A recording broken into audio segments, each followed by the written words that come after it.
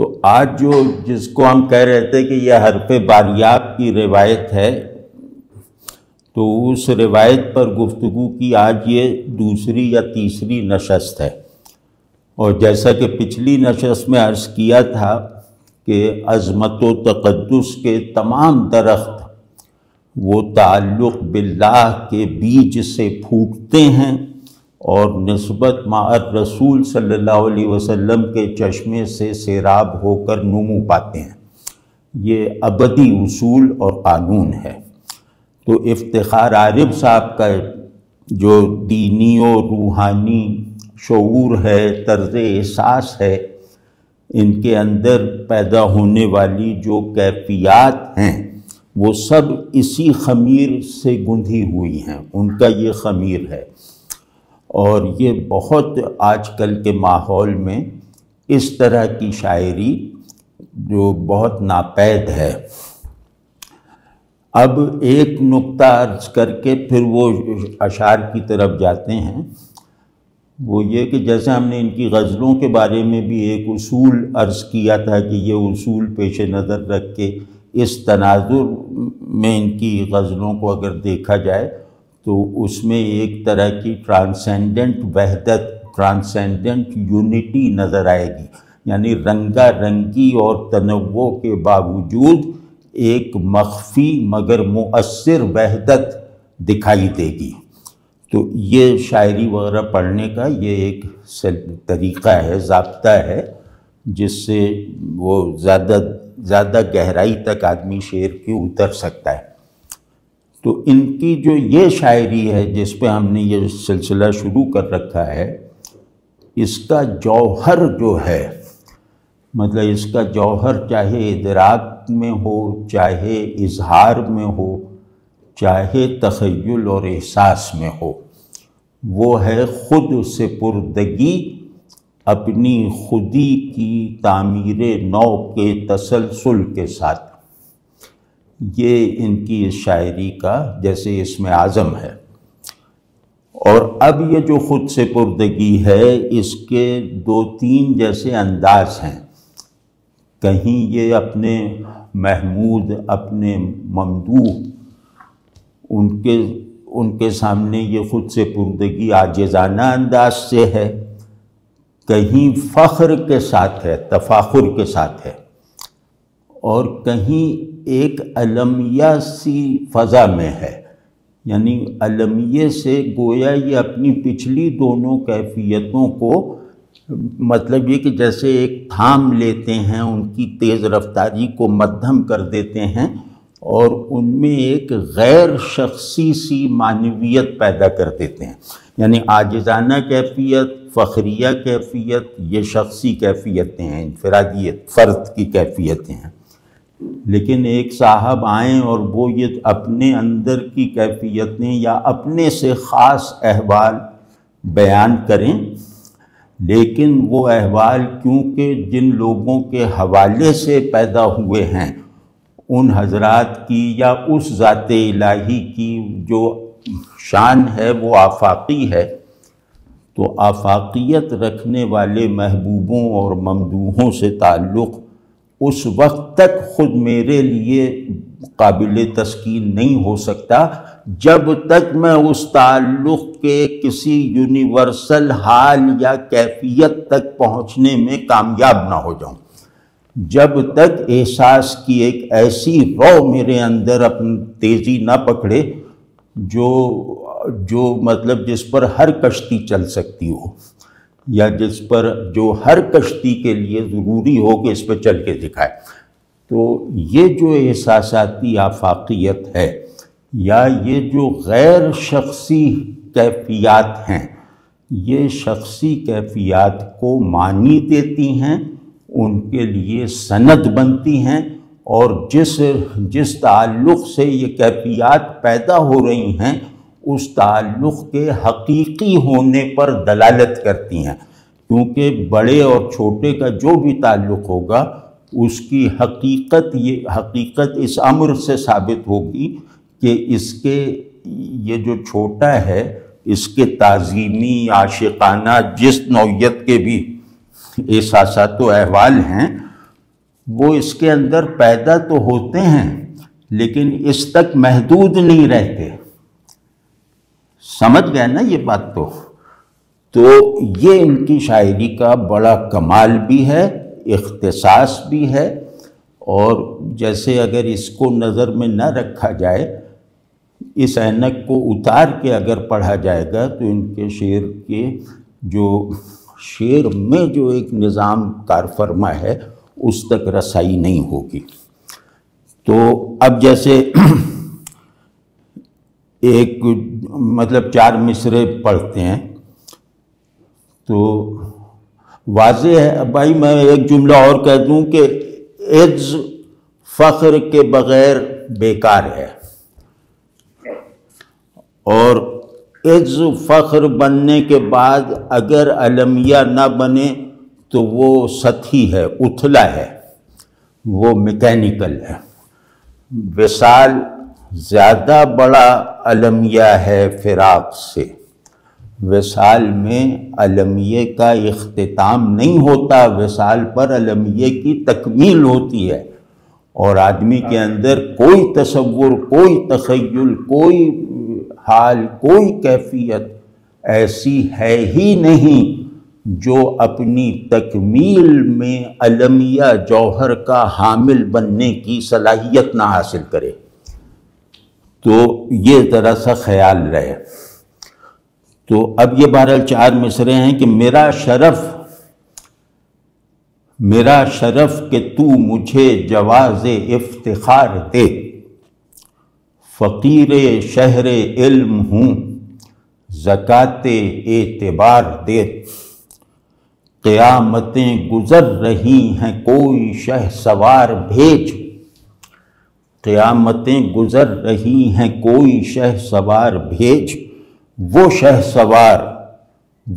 سوار جو لہو میں روشنی اتار دے.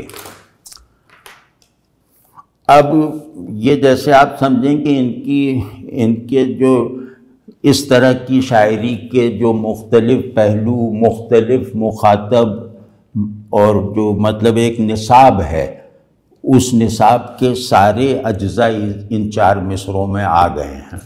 وہ میں عرض کرتا ہوں کہ یہاں تو مجھے، ظاہر یہاں تو اللہ ہے کہ میرا شرف کہ تو مجھے جواز افتخار دے.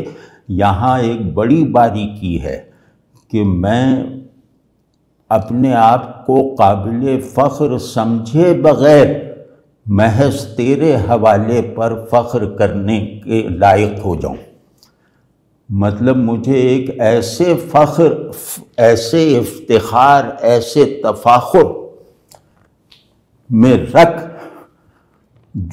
جس کا سبب میں خود نہیں ہوں بلکہ جس کی وجہ تو بن جائے. تو یہ میرا شرف ہوگا کہ مجھے ایک ایسا غیر شخصی افتخار دے دیجئے. مجھے جو ہے وہ، کیونکہ میں تو عاجزی کے خمیر سے بنا ہوا ہوں، تو میں تو اس طرح کی طلب نہیں رکھ سکتا کہ یا اللہ آگ کو برف بنا دے، کیونکہ اس طرح کے محالات کی طلب رکھنا گویا آپ کی اسکیم پر اعتراض کرنا ہے یا نعوذ باللہ آپ کا امتحان لینا ہے.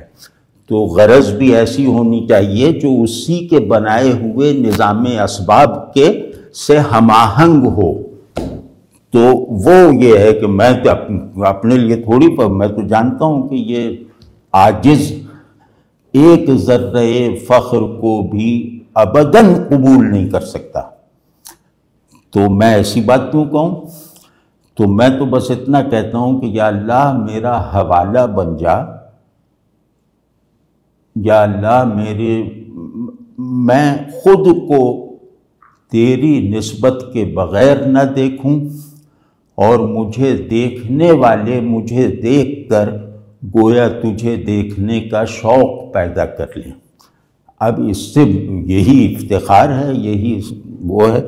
تو میرا شرف کہ تو مجھے جواز افتخار دے. افتخار کا مطلب ہے کہ تو مجھے اپنا دوست بنا لے، تو مجھے اپنا بندہ بنا لے، اور میری بندگی کو خود میری نظر میں جو ہے بالکل روشن اور واضح کر کے دکھا دے، اور مجھے دیکھنے والے بھی مجھے بندگی کے تشخص سے الگ کر کے نہ دیکھ سکیں، یہ جواز افتخار ہے۔ اور فقیر شہر علم ہوں، زکوٰۃ اعتبار دے۔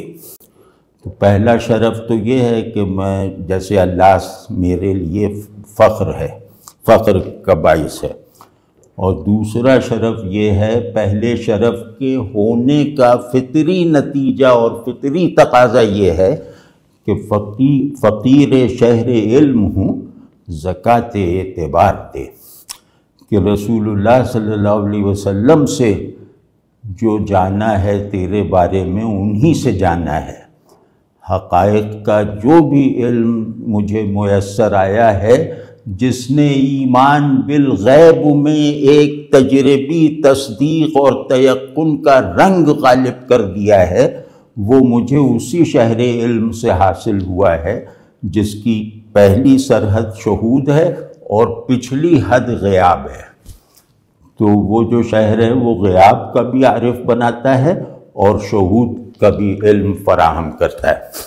تو اب آپ مجھے معلوم ہے کہ آپ سب سے زیادہ یہ دیکھتے ہیں کہ میرے رسول صلی اللہ علیہ وسلم سے تعلق میں سچائی ہے یا نہیں، اور رسول اللہ صلی اللہ علیہ وسلم کی معرفت حاصل کر لینے کے بعد آپ صلی اللہ علیہ وسلم کی حاصل ہو جانے والی معرفت میری معرفت کے حصول میں صرف ہوئی یا نہیں، یہ اس میں ہے۔ یہ سب پہلو ہیں کہ جو عارف ہے رسول اللہ صلی اللہ علیہ وسلم کا، تو اسے یہ بتانے کی ضرورت نہیں کہ میں عارف باللہ ہوں۔ جو عاشق ہے رسول اللہ صلی اللہ علیہ وسلم کا، اسے یہ جتانے کی حاجت نہیں ہے کہ مجھے عاشق اللہ کا بھی محب سمجھو۔ تو اب اس میں ابھی کھولیں گے کہ اس میں اور کیا کیا ہے، لیکن ابھی جیسے ایک روانی سے پڑھ لیں۔ تو قیامتیں گزر رہی ہیں کوئی شہ سوار بھیج، جواز افتخار میرے وجود کو بخش، یا اللہ اپنی نسبت سے میرے وجود کو مبنی بر حق اور خیر کا کنٹینر اور جمال کا پروڈیوسر بنا دے، اور پھر میرے شعور کو رسول اللہ صلی اللہ علیہ وسلم کی نسبت سے صحیح رخ پہ رکھ، صحیح راستے پر چلا اور صحیح منزل پر پہنچا دے۔ یہ ہے فقیر آپ سمجھ گئے دو مصروں میں کتنا ایک یونیورس آف ڈسکورس ہے کہ یا اللہ میرے وجود کی سند بن جا، یا اللہ میرے شعور کا جوہر بنا دے میرے اپنے رسول صلی اللہ علیہ وسلم کو۔ اور قیامتیں، اب یہ کیا ہوا کہ شعور، وجود اور کازمالوجی، مطلب یہ کہ باہر کی دنیا، تو کہ باطن کو شرف دے، باطن وجود کو شعور میں اپنا نور بھر دے، جسے ہم کہہ سکیں کہ میرے شعور کو جس روشنی نے روشن کر رکھا ہے وہ اللہ کا بھیجا ہوا، اللہ کا اتارا ہوا اور خود اللہ کے نور کا اظہار ہے۔ اور پھر قیامتیں گزر رہی ہیں، مطلب میری دنیا کیا بن گئی ہے، وہ دنیا جس میں میرا باطن بھی شریک ہے، یعنی موجودہ حالات اور موجودہ حالات کی نحوست سے بننے والے احوال دونوں اس میں شامل ہیں کہ قیامتیں گزر رہی ہیں کوئی شہ سوار بھیج۔ یہ قیامتیں جو ہیں یہ وہ جیسے سورہ اسرافیل سے پہلے اگر دجال اپنا تصرف دکھا دینا، اکھاڑ پچھاڑ مچائے، جس کی اس سے طاقت ہے، تو یہ وہ والی قیامتیں ہیں کہ وہ اسی میں لوگ مر کھپ جائیں اور پھر وہ اصلی قیامت دیکھنے ہی والا کوئی نہ رہ جائے۔ تو اس طرح کی قیامت ہے کہ یا اللہ اب ایسی قیامتیں گزر رہی ہیں جو مردوں کو زندہ نہیں کر رہی، زندوں کو مٹی میں گاڑ رہی ہیں۔ بھئی اس قیامت میں تو پازیٹیو بات یہ ہے نا کہ مردے زندہ ہوں گے، یہاں زندوں کو مردہ بنا رہی ہے یہ قیامت۔ تو اس قیامت دجال کی فوج کی اس جو کیا کہتے ہیں اس جو غارت گری کے مقابلے میں ظاہر ہے کہ کوئی شہ سوار آئے گا، اور وہ شہ سوار بھی اللہ کا بھیجا ہوا ہوگا، اور وہ شہ سوار بھی رسول اللہ صلی اللہ علیہ وسلم کا مظہر ثانی ہوگا۔ تو وہ اب بھیج دیں، یعنی کہ اگر فرض کہ ہمارے عقیدے میں اس کی وہ کی جائے تو گویا کہا جا رہا ہے کہ امام مہدی کو بھیج دیجئے، اور اگر آپ اس روایت میں نہیں ہیں تو ہر روایت میں کسی نجات دہندہ کا تصور ہے جو آدمی ہے اور وہ اپنا کائنات پہ جو ہے وہ تصرف ثابت کر سکتا ہے۔ تو کچھ بھی ہو تو وہ شہ سوار بھیج دیجئے۔ شہ سوار کے لفظ میں یہ بات چھپی ہوئی ہے کہ یہ فاتح ہوگا۔ شہ سوار کا لفظ مفتوح کے لیے استعمال نہیں ہوتا کہ وہ شہ سوار جنگ سے بھاگ گیا، یہ تھوڑی کہیں گے۔ تو جو جیتنے والا ہوگا اس کی سواری کو دیکھتے ہوئے کہیں گے یہ شہ سوار آ گیا۔ تو وہ شہ سوار، وہ فاتح زمانہ، وہ حاکم زمین و زمانہ، وہ انسان کی کائنات پر دسترس میں اب تک رضامندی کے ساتھ جھیلی جانے والی بے بسی کا مکمل ازالہ۔ تو وہ بھیجیے، اسے ہم کوئی خدا تھوڑی مانیں گے، اسے ہم کوئی نبی تھوڑی مانیں گے، اسے تو ہم آپ کی طرف سے ایک نیا جیسے ظہور ہوگا، وہ آپ کے جلال کا ظہور ہوگا۔ ابھی تک تو ہم آپ کے جمال کے ظہور میں ہیں اور اس کی ناقدری کی وجہ سے پھنس گئے ہیں ان بدصورتیوں میں، تو پھر آپ اس ناقدری کے جواب میں پھر اپنا جلال دکھائیں گے۔ تو وہ جلال دکھانے والا جو ہے وہ جلالت للعالمین ہوگا۔ رحمت للعالمین کو تو ہم لوگوں نے فراموشی کر دیا، تو وہ جلال دکھائے گا۔ تو لیکن کیونکہ اس کا جلال آپ کی جلالت کا ترجمان ہوگا، آپ ہی کی جلالت کو اسٹیبلش کرنے کے لیے ہوگا، اور اس کائنات میں واقع ہونے والا آخری معجزہ ہوگا، تو وہ جو یہ سب دکھائے گا وہ ظاہر ہے کہ عام شہ سواروں کی طرح نہیں ہے، جو جن کی ضرب سے نکلنے والا خون مٹی پہ گر کے کالا ہو جاتا ہے، یعنی صحیح روزمرہ کالا پڑ جاتا ہے، تو یہ وہ نہیں ہے جو لال کو کالا بنا دے، یہ وہ ہے جو لال کو تیرے نور کی شفافیت کا نمائندہ بنا دے، جو اسے سفید بنا دے، روح کی طرح سفید، تیرے نور کی طرح سفید، خیر کی طرح اجلا۔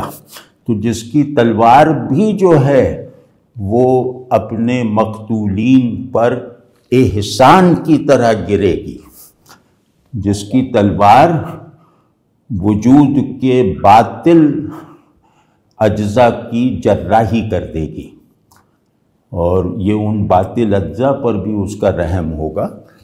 تو یعنی یہ کہہ لیں کہ جو باطل، جو ناحق حق کے کانٹینٹس کو اپنے اندر سے خارج کر کے پھینک چکا تھا، یہ تلوار آ کے حق کے اس متروک جوہر کو باطل پیکروں میں ڈال دے گی، ٹھیک ہے نا؟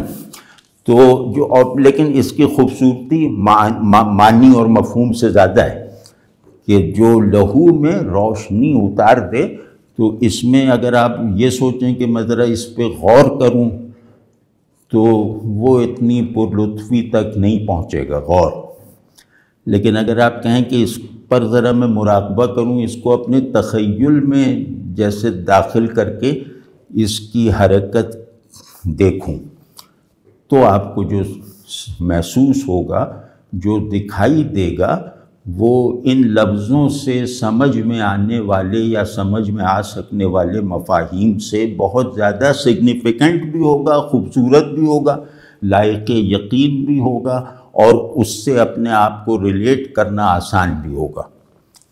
تو یہ بھی ایک امیج کسے کہتے ہیں؟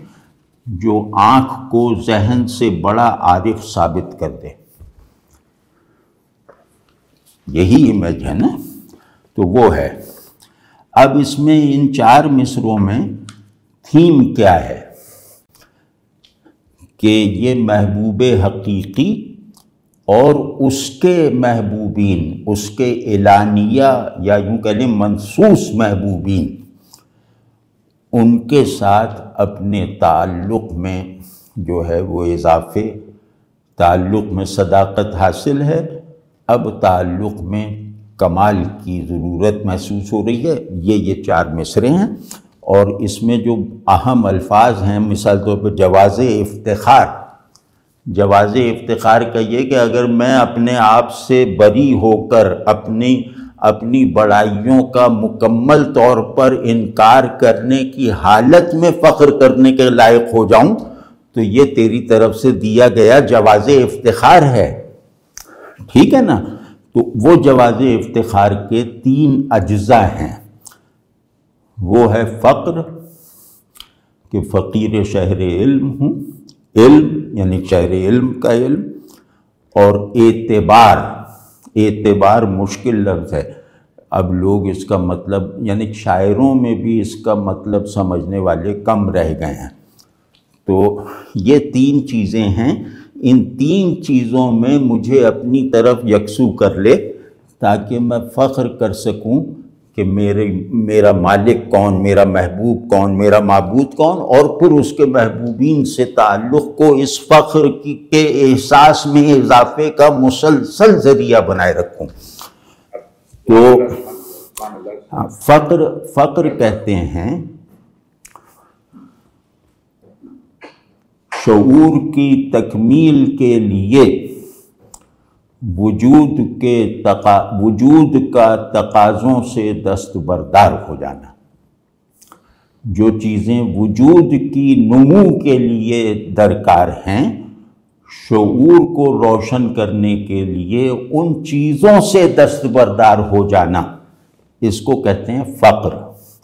اور علم اس کا نتیجہ ہے کہ جو اپنی جسمانی اغراض، اپنے دنیاوی وجود کی پرداخت میں شریک ہونے اور کام آنے والی چیزوں سے فاصلہ اور بے نیازی اور بے توجہی اختیار کرتا ہے، وہ اپنے وجود کو اتنا خالص کر لیتا ہے کہ اس کا شعور حق، اس کا جذبہ بندگی، وہ خون کی بجائے وہ نظام چلاتا ہے وجود کا.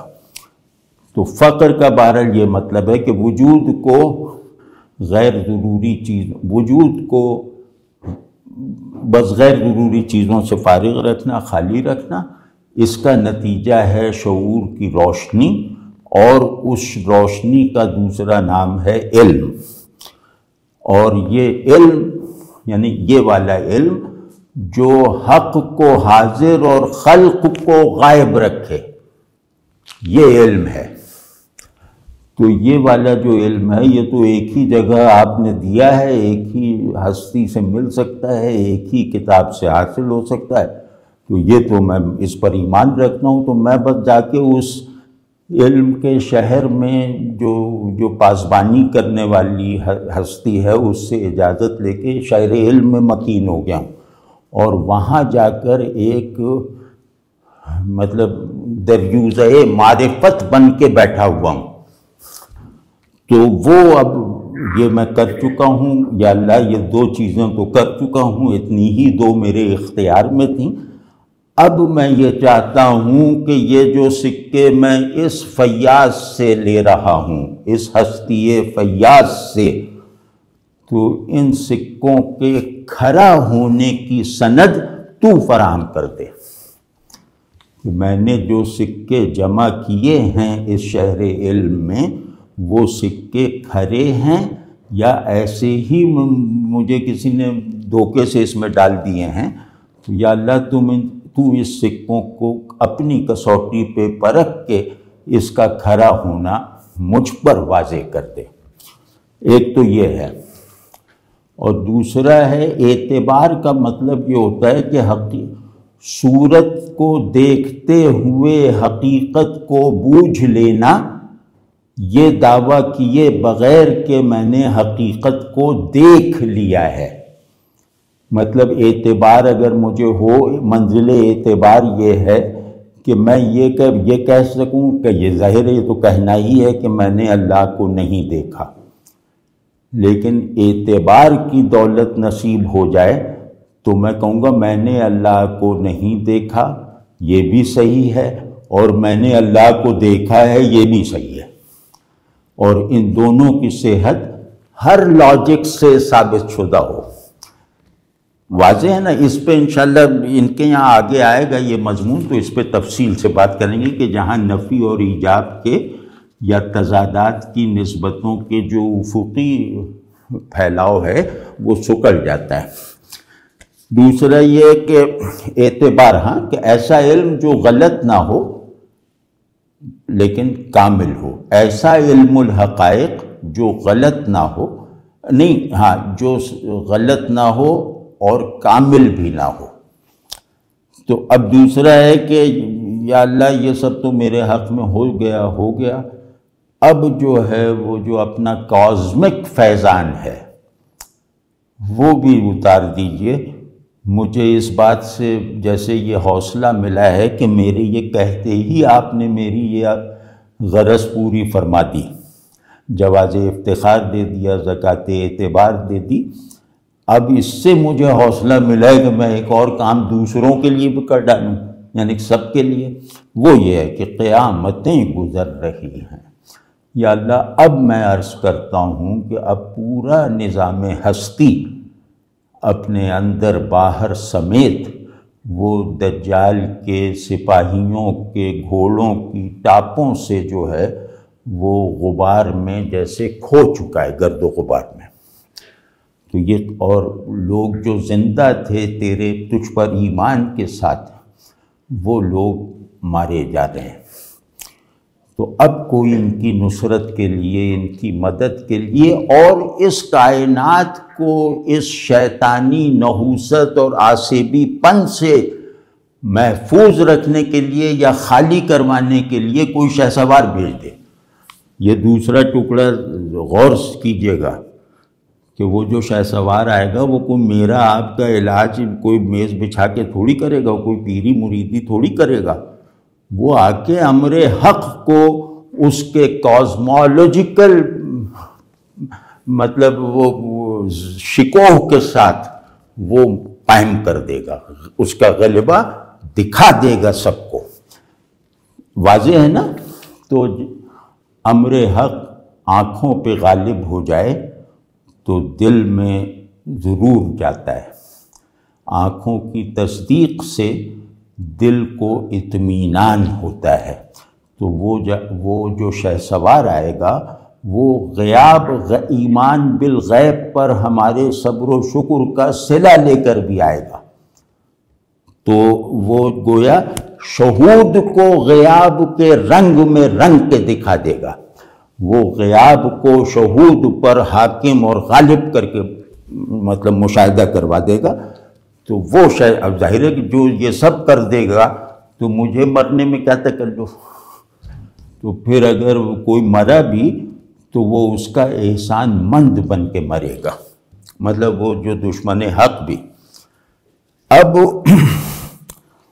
تو یہ جیسا ہمارے روزمرہ میں یہ مہدی آخر الزماں ہیں، جن کا کام، جو اصل ذمہ داری جو اللہ انہیں دے گا اور اسے نبھانے کی ساری صلاحیت اور طاقت بھی دے گا، جو اس نے پہلے کسی انسان کو، بندے کو نہیں دی ہوئی تھی، وہ ہے صورتوں کو ان کی حقیقت سے جوڑ دیں گے۔ یہ جو سارا لمحہ، یہ جو سارا دوران وجود ہے نا اس دنیا میں، یہ صورت اور حقیقت کے تفرقے کا زمانہ ہے، تو وہ آ کر اس دیرینہ مرض کا، دیرینہ دولختی کا علاج کر دیں گے۔ اس کو کہتے ہیں وہ شہسوار جو لہو میں روشنی اتار دے، جس کی ڈسٹرکشن بھی کنسٹرکشن ہو، جس کا ڈھانا بھی بنانے سے بڑھ کر ہو، وہ بھیج دیجئے۔ تو اب ہاں وہ بھائی 1 گھنٹہ تو ابھی نہیں ہوا ہوگا نا، آج مجھ سے فرمائش ہوئی ہے کہ 1 گھنٹے میں مکمل کر دو. تو اب ایک شعر دیکھتے ہیں، کیونکہ میرے پاس جو ہے نا وہ منتخبات میں پوری نظمیں ہیں، تو وہ اس کو اگلی نشست پر رکھتے ہیں. تو اب کچھ جیسے شعر دیکھتے ہیں کہ جن میں ہم اتنے وقت میں ان پر بات کر لیں. یہ ایک نعت کا شعر ہے، اور وہ خیر پڑھتا ہوں تو آپ کو خود اندازہ ہو جائے گا کہ یہ کیوں منتخب کیا ہے. کہ دل و نگاہ کی دنیا نئی ہوئی ہے، دل و نگاہ کی دنیا نئی ہوئی ہے، درود پڑھتے ہی یہ کیسی روشنی ہوئی ہے. اب اس کے اندر جو ایک جس حالت کی تعمیر میں یہ الفاظ صرف ہوئے ہیں، اس حالت کا بیان کرنا ذرا رسکی ہے خود اپنے لیے بھی، تو وہ اس کی طرف تھوڑا اشارہ کریں گے تاکہ ساری باتیں قابل برداشت رہیں، مطلب ہم اس کا تحمل کر سکیں، وہ ہماری سماعی سے زیادہ نہ ہو جائے کہیں. تو اس میں پہلا جو ہے کہ دل، نگاہ، زبان تینوں کی دنیا کی تجدید ہو گئی ہے، نئی ہو گئی ہیں، یعنی بدل ہی گئی ہیں بالکل. یہ ہے حقیقت کے ادراک، یعنی حقیقت سمجھی ہوئی، حقیقت کی سمجھ اور اس کے اظہار کی تکمیل کے لازمی اجزاء.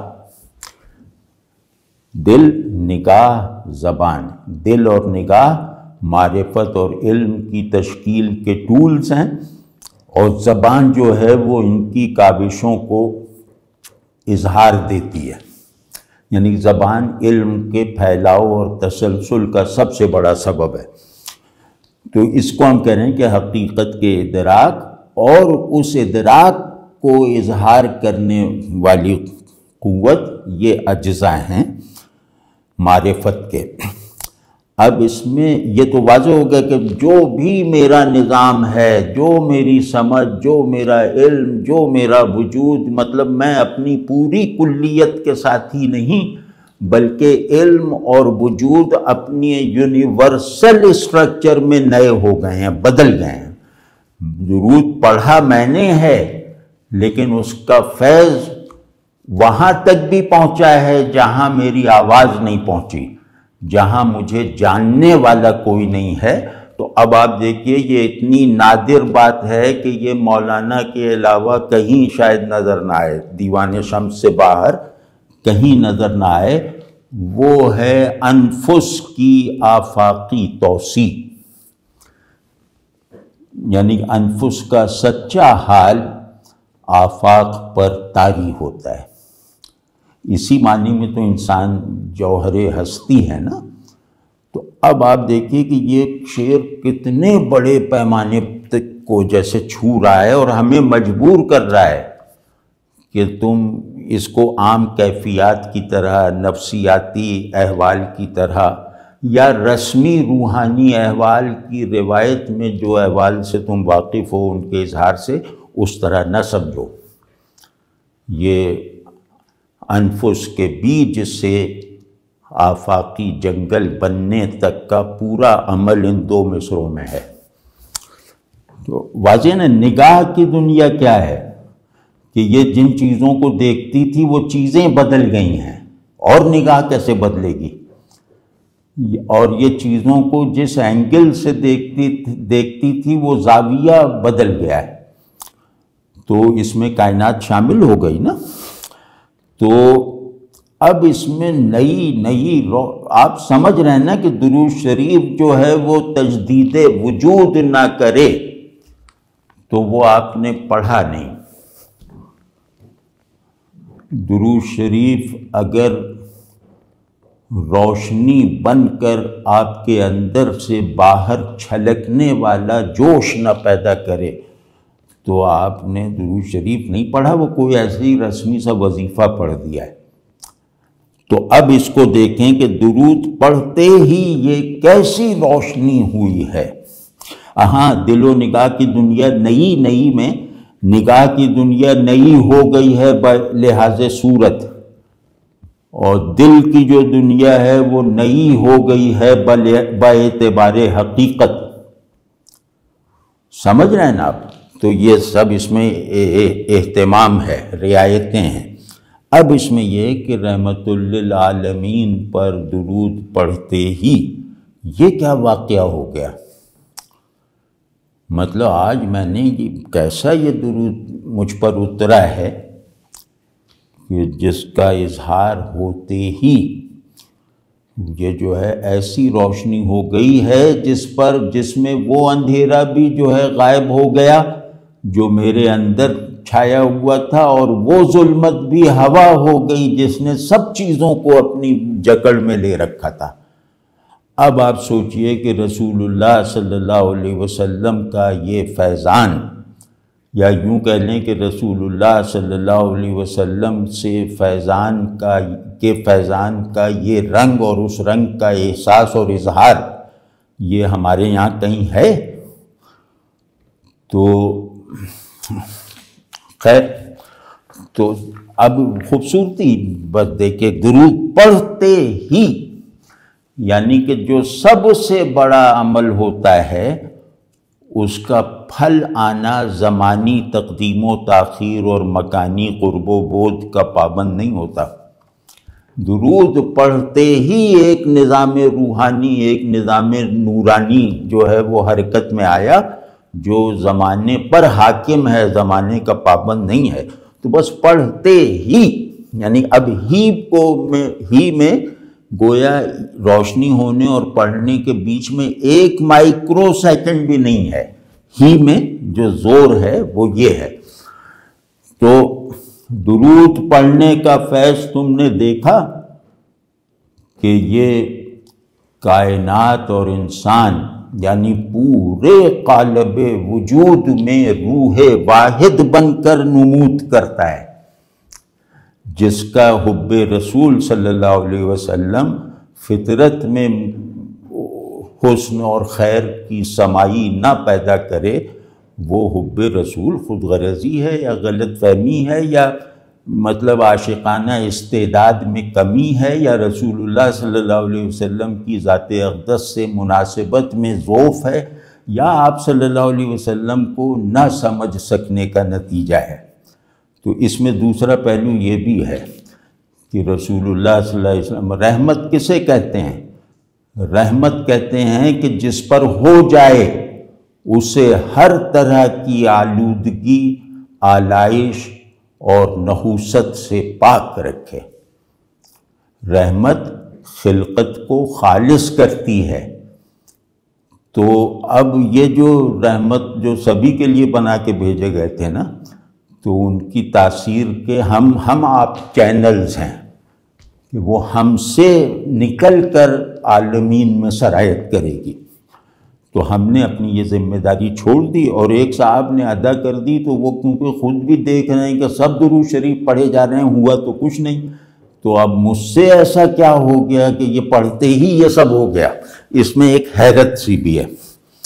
تو خیر، نئی کو بھی ہم نے کچھ اپنی سمجھ کے مطابق عرض کر دیا، اور روشنی کو بھی مطلب تھوڑا سا اس کی طرف اشارہ کر دیا۔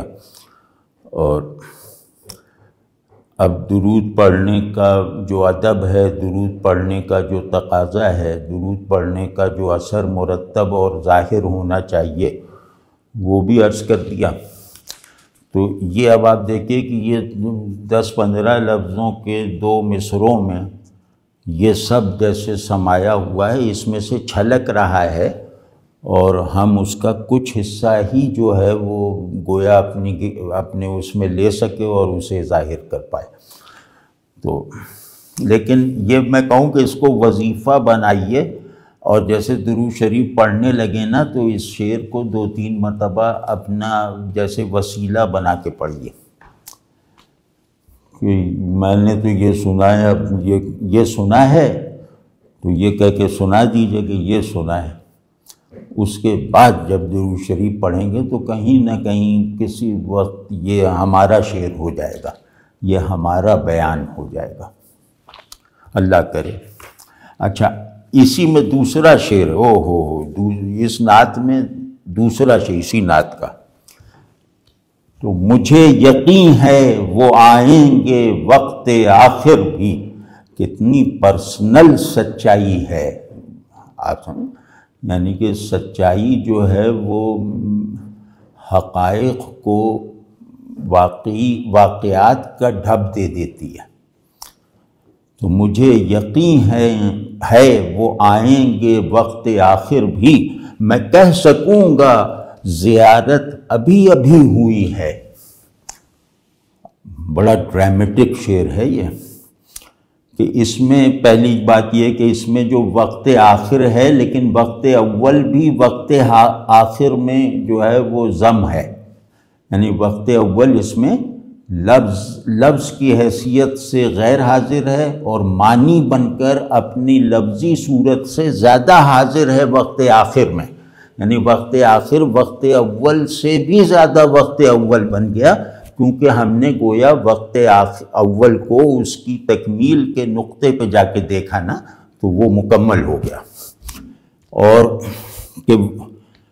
وقت اول کون سا ہے؟ وہ ہے روز الست، روز تخلیق، روز میثاق وغیرہ، وہ وقت اول ہے، جہاں اللہ نے اپنے تمام مخلوق سے، جہاں اللہ نے اپنے تمام غیروں سے، اغیار غلط کا، اپنے ماسوا سے جو ہے وہ اپنی توحید کے ساتھ جس کو ماننے کی بیعت لی تھی، تو وہ تو خیر۔